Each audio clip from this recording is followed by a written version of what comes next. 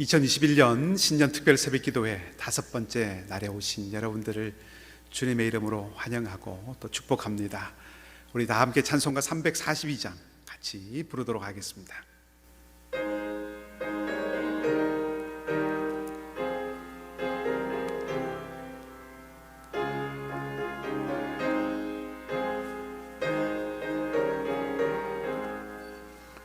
너 시험을 당해 죄 짓지 말고 너 용기를 다해 곧 물리치라.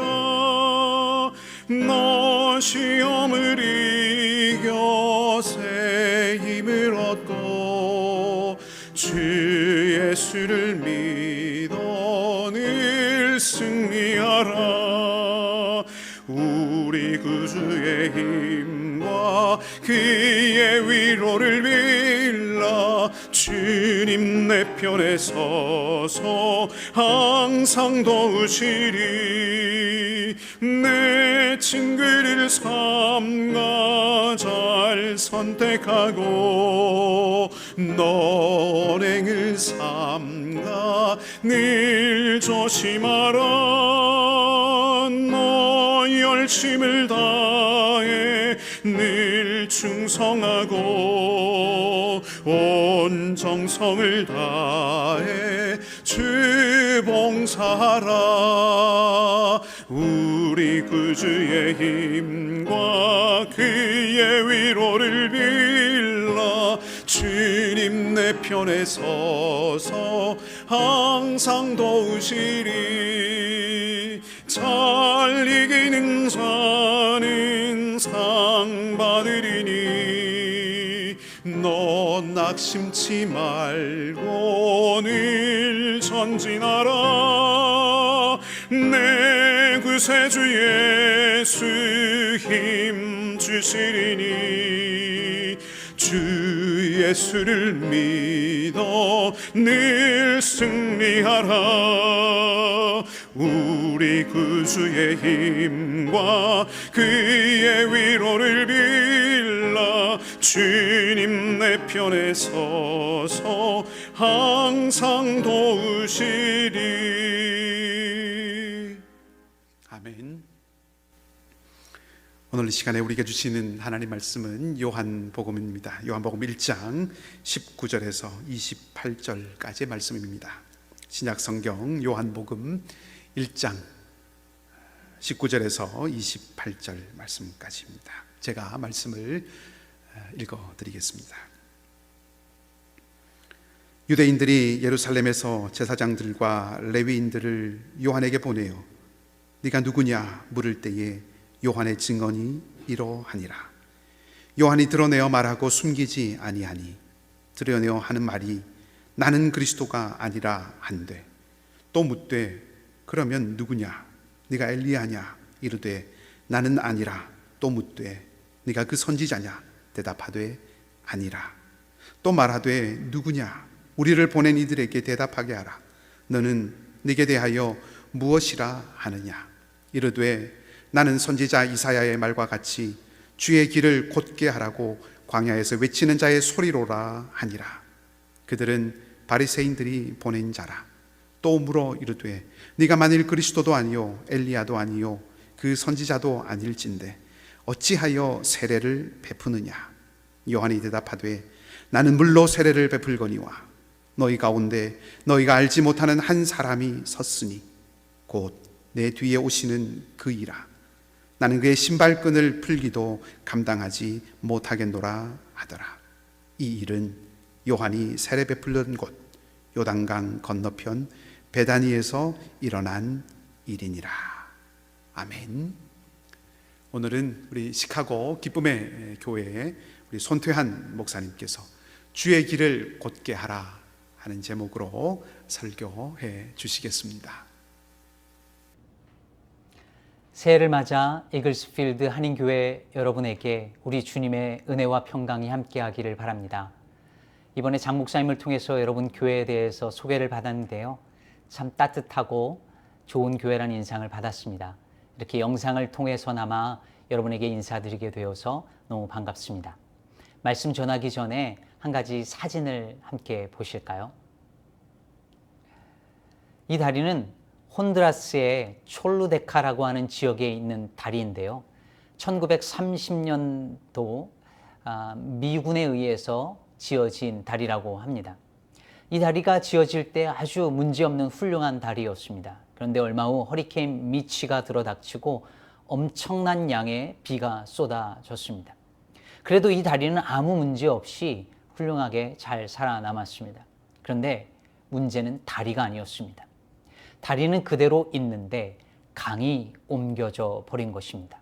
아마 허리케인과 홍수로 인해서 물의 흐름이 바뀐 모양입니다. 이 다리는 여전히 근사하고 멋진 다리이지만 이제는 아무 쓸모없는 다리가 되어버린 것이죠. 참 많은 생각을 하게 하는 사진입니다. 만약에 우리 인생이 이렇다면 어떨까요? 정말 인생을 열심히 살았는데, 자기 인생을 열심히 빌드업했는데, 이렇게 하면 행복해질 것이라고 생각하고 열심히 살았는데, 만일 훗날 내 모습이 저 모습이라면 어떨까요? 나이가 들고 나서, 늙고 나서 내가 엉뚱한 곳에다가 다리를 지었구나라는 생각이 든다면 여러분은 어떤 느낌이실 것 같은가요? 오늘 본문에 보면 제사장들과 레위인들이 요한에게 찾아와서 질문을 던집니다. 내가 누구냐? 넌 도대체 정체가 뭐냐? 누가 보내서 온 사람이냐? 여기서 왜 이러고 있느냐? 우리를 향해서 회개하라고 말하는 저희가 무엇이냐? 넌 얼마나 잘났느냐? 이런 수많은 의미가 담겨져 있는 질문이었습니다. 이 질문에 대해서 요한이 대답을 하죠. 나는 그리스도가 아니라. 아마도 많은 사람들이 요한을 향하여서 그렇게 생각하고 있었기 때문에 한 대답이었을 것입니다. 또 묻죠. 그럼 누구냐? 네가 엘리야냐? 아니라. 그럼 네가 그 선지자냐? 아니라. 그럼 누구냐? 너는 너에 대하여 무엇이라고 하느냐? 이 질문에 요한이 대답을 합니다.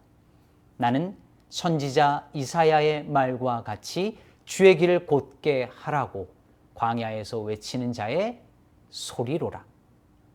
잘 아시는 대로 이사야서 40장 3절의 말씀을 인용한 것입니다.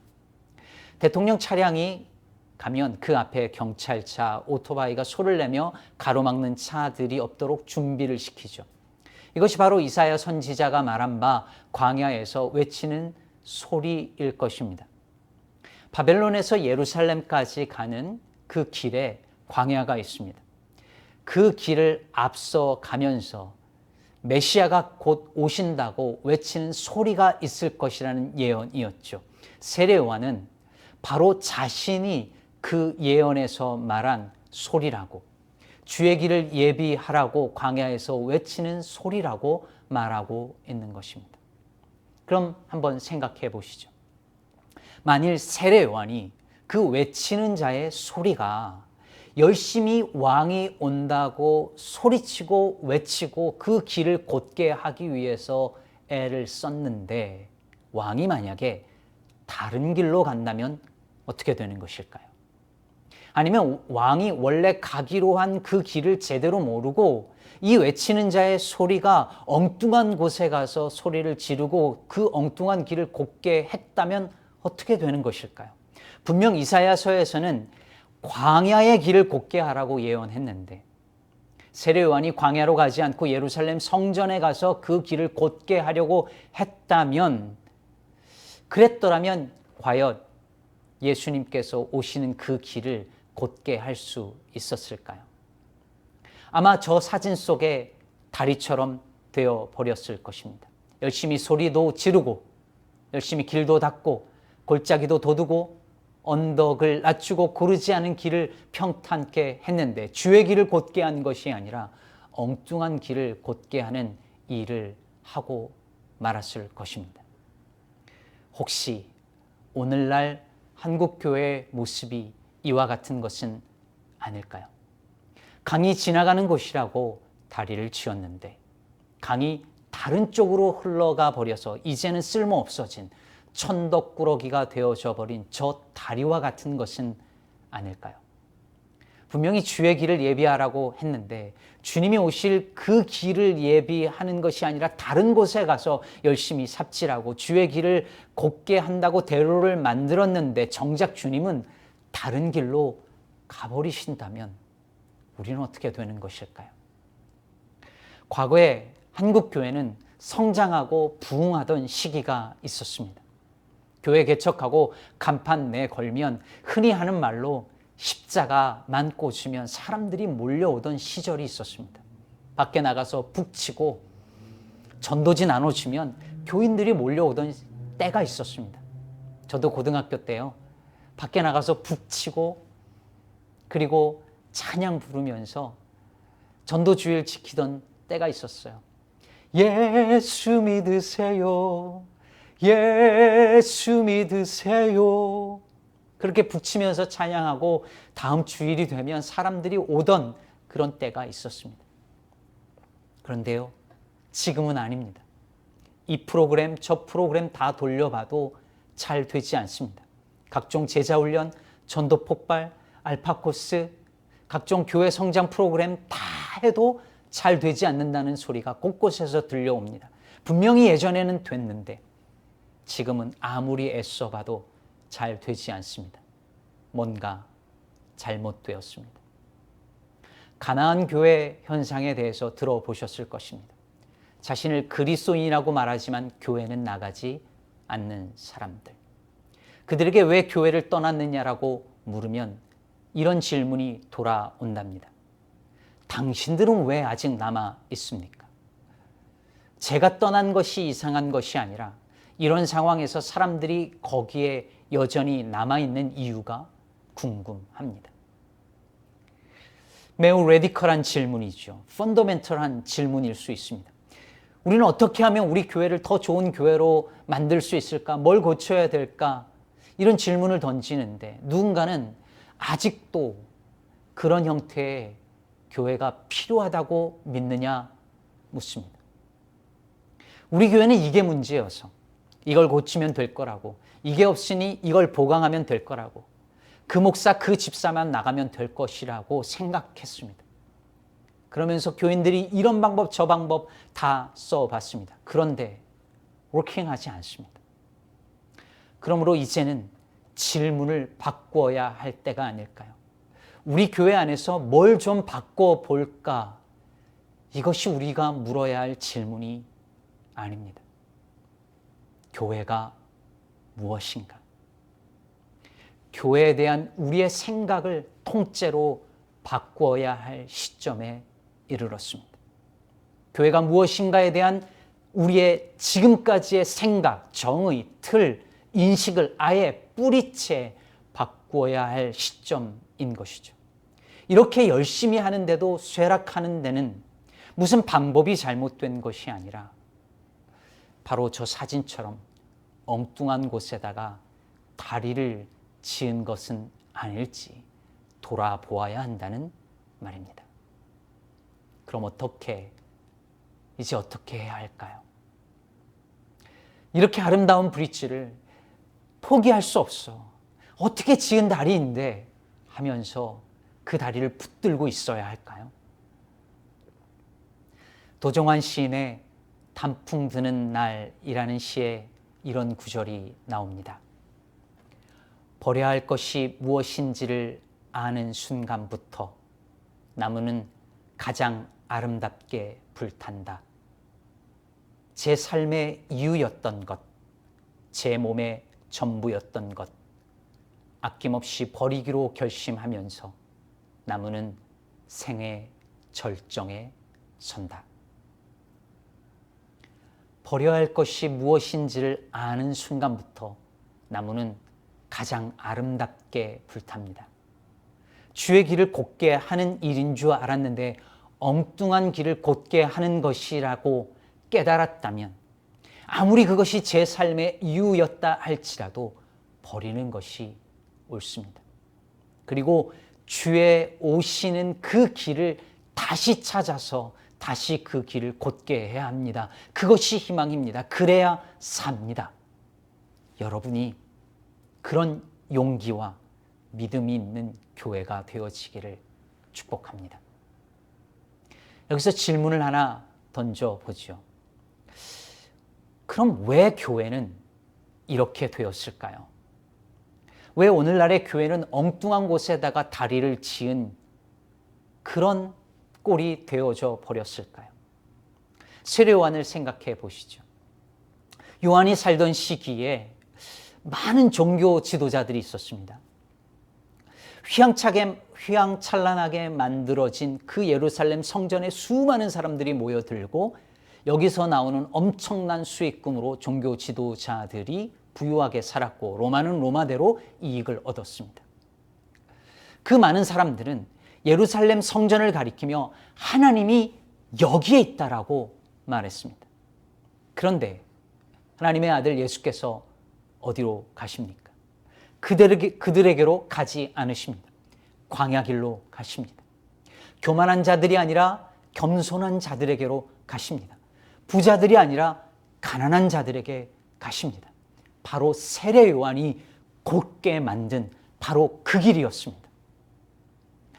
반면에 그 당시 성전은 강이 옮겨진 줄도 모르고 세워놓은 다리와 같았습니다. 제사장들과 레위인들이 그래서 세례 요한에게 찾아와서 묻습니다. 네가 누구냐? 왜 물었을까요? 요한이 남들이 가지 않는 길로 갔기 때문입니다. 다들 성전으로 갈 때 요한은 광야로 갔습니다.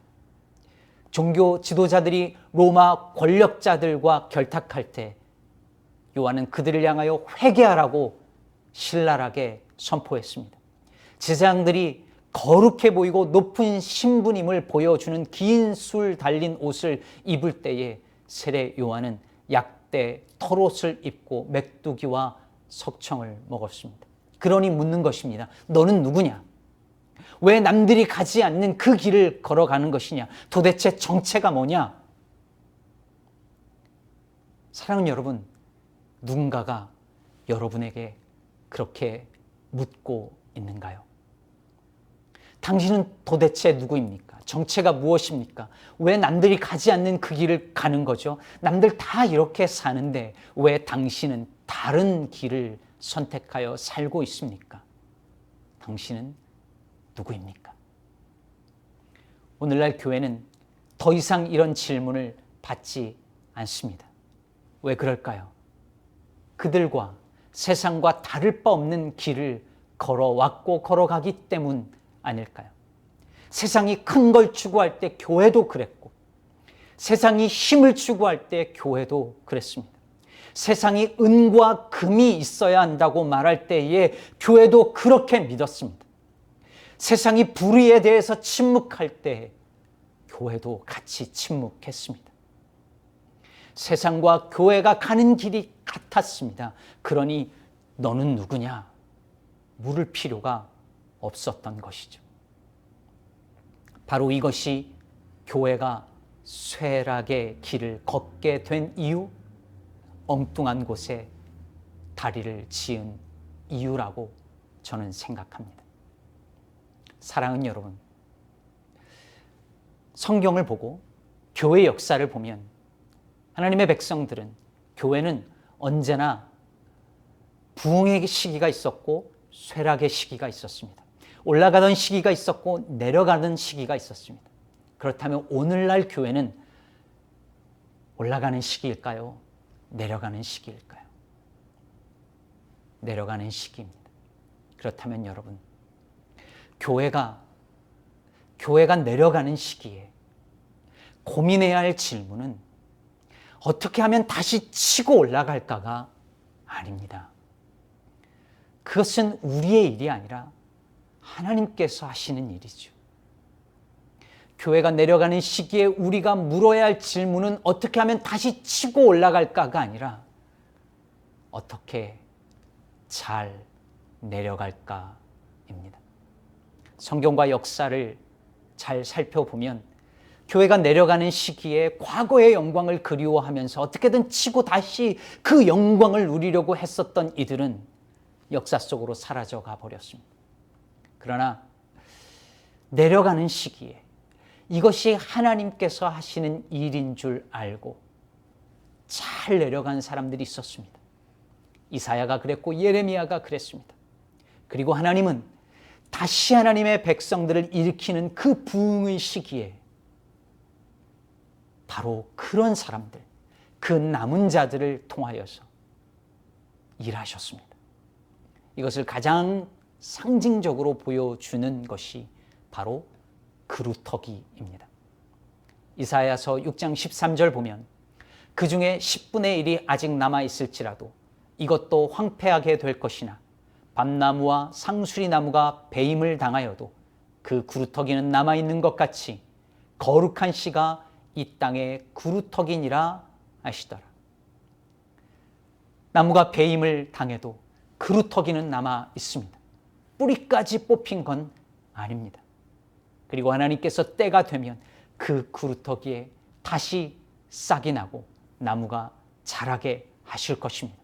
이것은 성경에서 그리고 역사 속에서 하나님께서 보여주신 증거입니다. 사랑하는 성도 여러분, 교회가 쇠락하는 시기에 우리가 할 일은 내려가지 않기 위해서 몸부림치는 것이 아닙니다. 잘 내려가서 남은 자가 되는 것입니다. 그루터기가 되는 것입니다. 때가 되면 하나님께서 그 남은 자들을 모으실 것입니다. 그리고 그 남은 자들을 통하여서 다시 일하실 것입니다. 우리가 할 일은 바로 그때의 그 남은 자들 속에 있는 것입니다. 비록 우리는 그 자리에 있을 수 없다 하더라도 우리의 다음 세대들이, 우리의 자녀들이 그 남은 자들 속에 있도록 준비하는 것입니다. 저는 그것이 바로 주의 길을 곧게 하는 일이라고 믿습니다. 하나님의 나그네 된 백성이라는 책에 보면 이런 이야기가 나옵니다.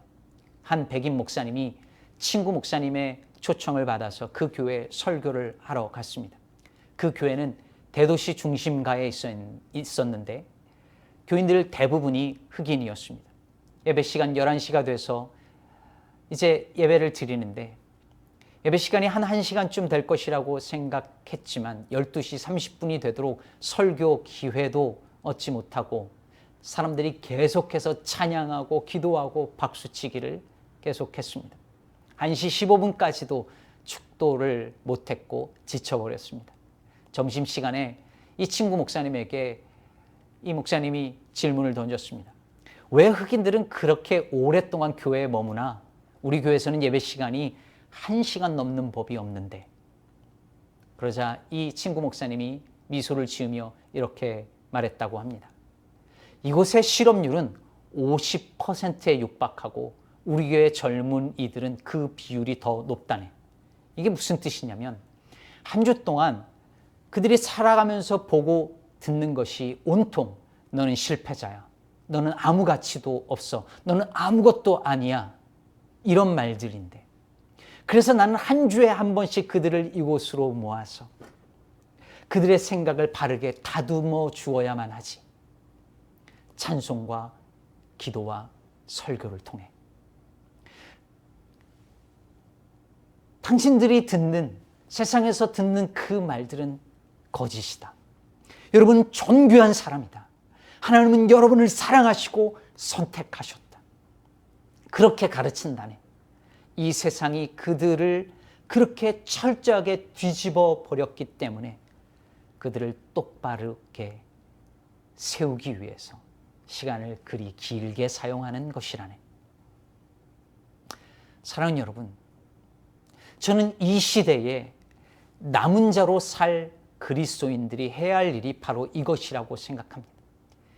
세상이 다 뒤집어 놓은 것들을 다시 되돌려 놓는 일, 이것이 주의 길을 곧게 하는 일이라고 믿습니다.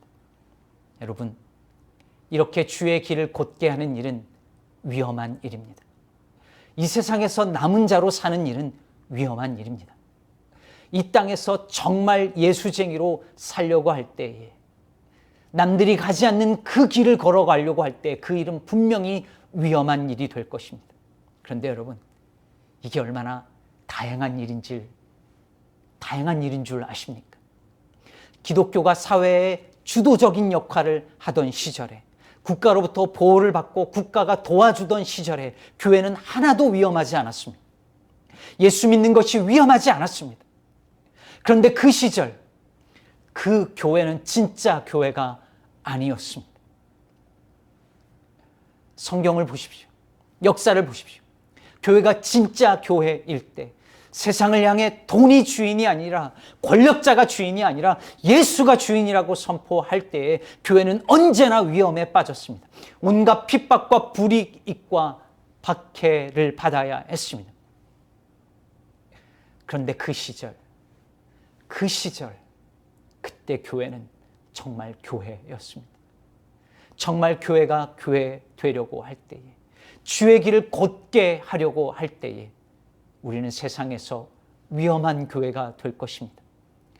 교회는 세상 때문에 위험해질 것이고 세상은 교회 때문에 위험해질 것입니다. 그건 그야말로 기회입니다. 교회가 교회 되어질 수 있는 기회입니다. 그렇게 교회는 점점 소수가 되어져 가겠지만 거기에 남은 자들은 진짜가 될 것입니다. 세상과 다른 길을 걷는, 그래서 너무 위험해 보이는 그 남은 자들을 향하여서 세상은 너는 누구냐?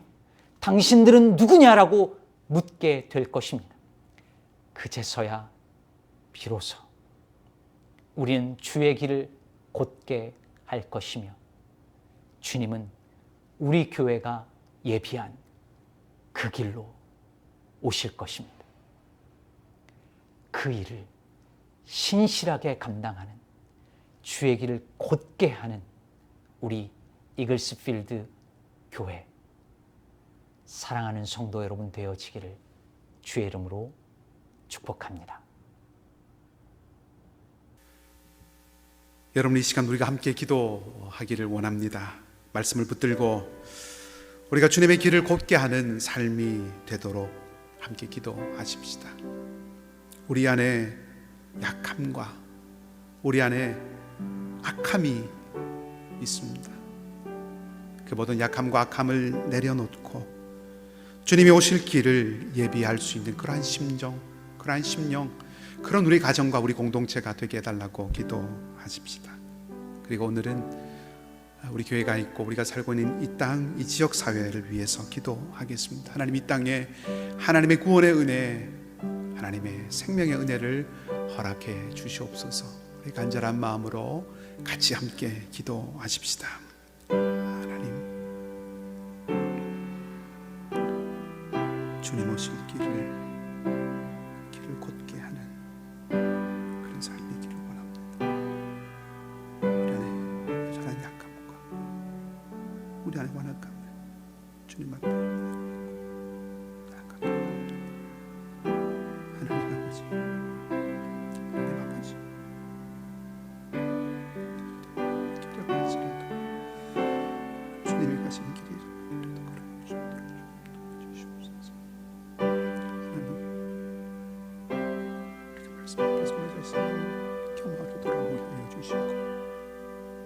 참으로 우리가 내는 길이 주님 오시는 길이지 늘 주님 권지신 주님이니까 여러분의 심령과 우리 공동체와 이 땅 가운데 또 하나님 도와주시옵소서.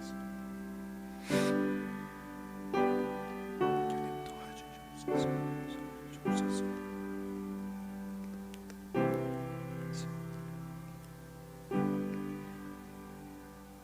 하나님, 말씀을 통하여 우리가 스스로를 돌아봅니다. 우리가 낸 길은 주님이 오실 수 있는 길인지를 다시 돌아봅니다. 능하신 주님, 고치시는 주님, 우리의 약함뿐 아니라 우리 안에 여전히 악함도 치유하시고 고쳐주셔서 오직 우리가 주님 오실 길을 온전하게 예비할 수 있는 참 믿음의 사람, 참 믿음의 공동체 이루도록 역사하여 주시옵소서.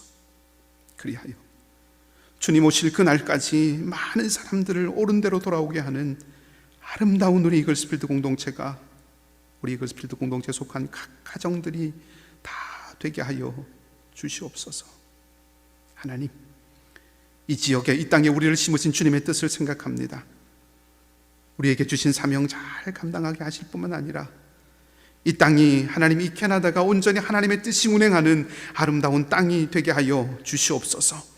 하나님 나라 가치가 회복되게 하시고 진리를 쫓아서 돌이키는 이가 일어날 수 있도록 주께서 함께하여 주시고, 가난하고 병들고 힘든 이들이 복음과 예수 그리스도의 사랑으로 다시 일어서는 은혜가 있게 하여 주시옵소서. 이 모든 일에 우리가 온전히 쓰임 받기를 원합니다. 그래서 다시 주님 오실 그 길을 예비하고 주님 오실 그 길을 곧게 하는 우리가 되게 하여 주시옵소서. 주님, 우리와 함께 하여 주시옵소서. 감사를 드립니다.